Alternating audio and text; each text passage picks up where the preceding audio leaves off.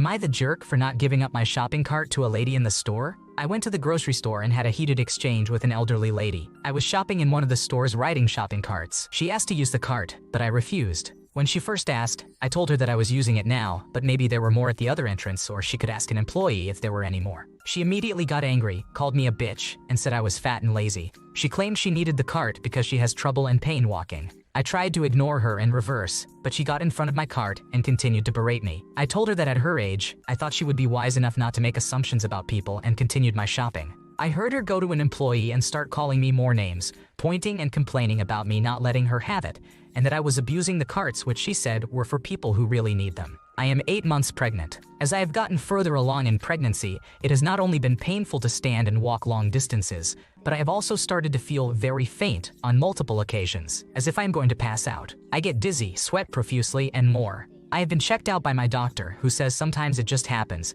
and it is just an unfortunate symptom some women get in pregnancy. It is possibly because of blood volume levels, low iron, or sudden blood pressure decreases. I do need those carts just as much as the elderly woman does, unless I want to risk myself and my child's safety by passing out. I am young and I do not wear tight clothing. So yes, I admit at first glance I just look like a bigger woman, but that should not matter. People suffer from hidden chronic illnesses and may seem healthy, but they are not, and it is no one's business why anyone is in a riding shopping cart or a wheelchair, even if they do not look like they need it. The situation really bothered me though, and I talked to some family about it. They are old school and pretty much think I am the asshole for refusing, saying she needed it more, so I should have respected an elder and given up my cart, waited for another cart, or just gone to another store. Am I the asshole for not giving it to her?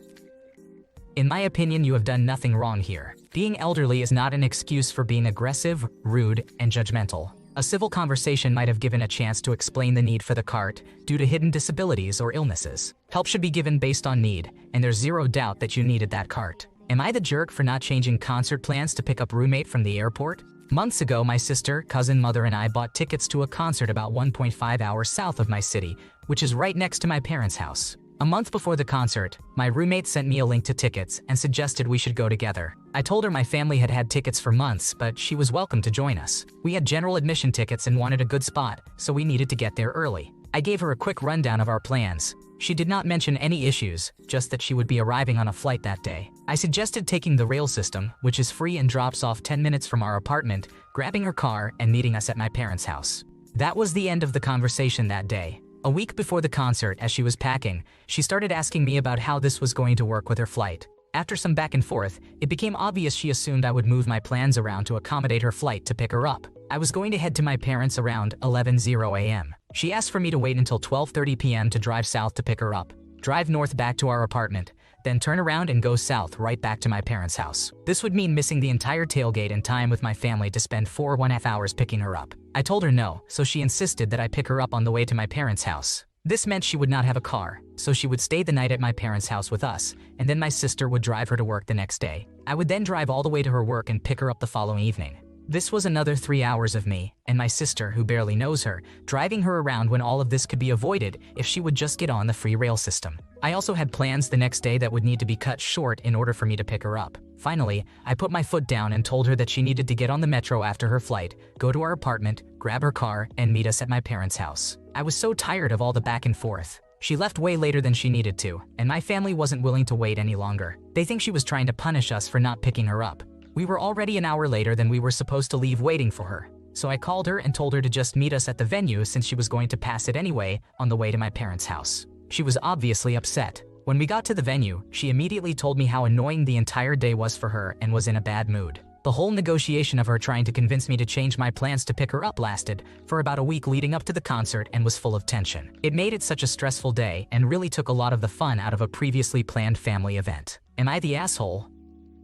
You are not the bad guy in this situation. She's the one with the inconvenient schedule, so she's the one who should have to deal with an annoying day of driving. You have zero obligation to drive anyone anywhere unless you're a contracted chauffeur. Whatever she has to do to make it is simply not your concern. Am I the jerk? I told my roommate that I won't take care of their dog. I am a 25-year-old female, and I have one dog. When I got into a relationship and would visit my new boyfriend, I would bring my dog back and forth with me. I did not leave it home with my roommate Kim to take care of. This was a personal decision of mine as I feel he is my responsibility, so if I am able to take him, I will. I would only ask her to take care of my dog when I would be physically out of town and unable to care for him or bring him with me.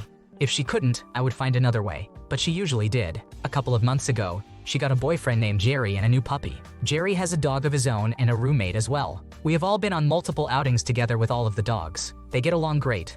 Kim started to leave her new dog home with me and my boyfriend, who has moved in at this point. At first, we did not mind taking care of her pup. We would let it play with our dog and feed it when she wasn't home. After about a month of this, she stopped giving us a heads up that she wouldn't be home, expecting us to care for her new pup. She would also spend most days at her boyfriend's house without taking her dog with her. Sometimes it would come around 9:00 p.m. and we would go ahead and feed the dog. Then she would come home.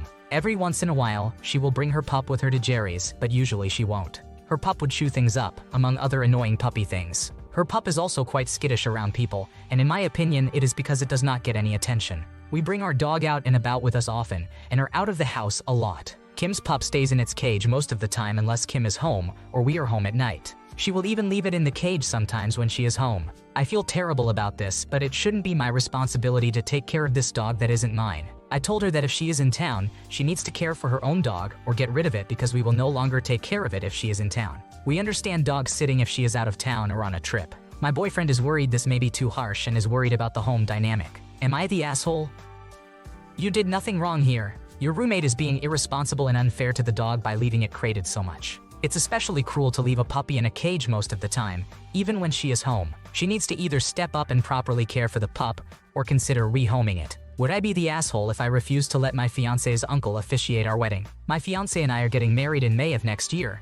His uncle is a priest and offered to officiate our daughter's christening a couple of years ago. When we originally discussed it, we were excited because we thought having a family member perform the ceremony would be best, but we were wrong. He did not follow the proper steps and skipped a lot of it. Before the day, we kept asking him and his aunt what we needed to do and where we should be standing. They would always reply, he'll tell you on the day. He never did. In fact, we did not even see him until it was time to start, which he did without saying a word to us. Because of that, there was a lot of confusion, and I ended up on the side with the guests and was not involved in the ceremony at all. After it was over, I commented that it felt really short. I found out later he skipped almost everything. My partner's response was, "What did you expect?" He even rushed his own son's wedding. I did not attend the ceremony because our daughter fell asleep in the car, and we decided I would stay with her instead of waking her up so she would not be fussy later. I was stunned. Why would you offer to do it when clearly you do not care? My partner was not happy about it either, but we shrugged it off since there was nothing we could do and did not want to spoil the day. Now, my fiancé's family keeps dropping hints that he should officiate our wedding as well. He seems eager whenever the wedding is brought up, but we really do not want that. In our country, the church ceremony is long and involves a lot of details, which we would love to do. I feel like he would rush it like he did with the christening and apparently his son's wedding. Whenever they bring it up, we try to shrug it off, but we would not be able to keep doing that for long. I do not want to upset his family members, but I also do not want any parts to be cut. I am worried there will be a fallout, and it would affect my fiancé's relationship with them. We have discussed it, and he asked me to be the one to tell them because he is worried they will guilt trip him into agreeing. So, would I be the asshole if I said I did not want him to officiate our wedding? You are not in the wrong here, but this is for your fiancé to handle. Sorry, Uncle will not be officiating our wedding. We want him to just enjoy being a guest. It's your wedding and your choice, and there's nothing wrong with saying no. Your fiancé should be prepared to keep telling them no, as they might not drop it right away. Am I the jerk for declining to go to a concert with my friend even though they got the tickets because they thought I would want to go? So I, a 28-year-old female, and my friend, a 26-year-old male, occasionally go to concerts together because he gets free tickets regularly and I am an avid concert goer. I like having the opportunity to see live music for free. I will call him Max for the sake of this post. We just got back from a concert the week before this happened, and I am starting to unpack a few feelings considering this event. A few weeks ago, Max told me that a particular band I like was coming to the venue we go to, and he offered to get the free tickets. I told him that I didn't think I could go because I had made some tentative plans with my family. He got the tickets anyway. I thought maybe if my plans with my family fell through, I might be able to go to the concert, but it is what it is. I told him not to count on me and that he should try to find someone else to go with him. This is where I feel like maybe I am the asshole because I talked to him about how my plans with my family were tentative, so he knew there was a chance I might be free that night. Now fast forward to this week. I finished my summer semester classes this week and am currently in the middle of finals, submitting homework assignments, and studying for exams. I had strict deadlines to meet. He knew I was doing homework and essentially busy. I was taking a short break and had decided I wanted to have a small celebratory girls'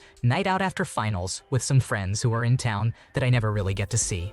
I texted him as much. The only nights that would work for me and my friends would be a Thursday night or the same night I had made plans with my family, which is also the same night as the concert. At this point, I texted Max and said that I would 100% pass on the show, hoping he had found someone else to go with since the show is still over a week away. I wanted to leave that night open for my family, and if that fell through, I was going to try and do the girls' night since most of my friends would likely be able to make it. He responded back by saying it was a kick in the nuts for him and that he would have loved to treat his favorite person to a nice trip and a show. I started to feel guilty because he got the tickets because I liked the band. Maybe 40 minutes later, he replies to my original text reiterating how it was a kick in the nuts and that he had no interest in seeing the band. He equated my turning him down to a horse kicking backwards type shit. He goes on to say, "I'll get over it. I have no interest in the band, but I started listening a bit just cause." These words and a few others along the same lines had me kind of scratching my head, but also feeling guilty. And for what? Wanting to see my other friends or my family? So am I the asshole for declining to go to a concert with my friend?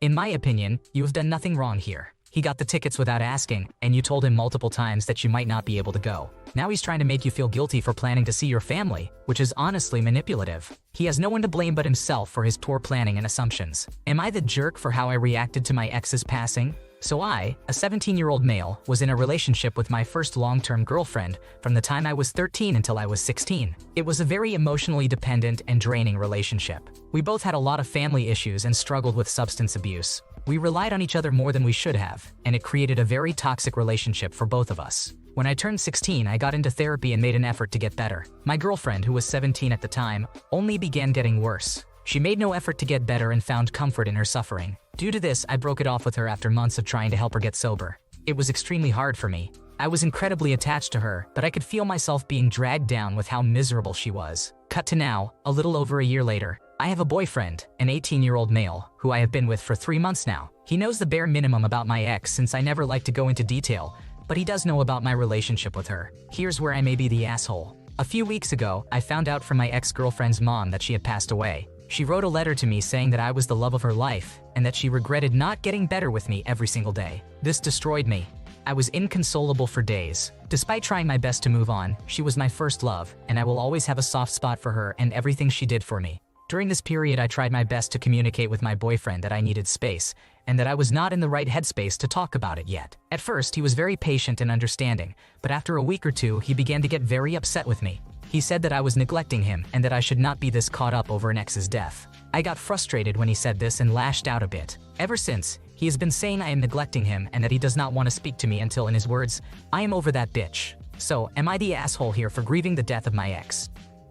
You've done nothing wrong, but your boyfriend is emotionally immature. He expects you to be your usual self after a week or two.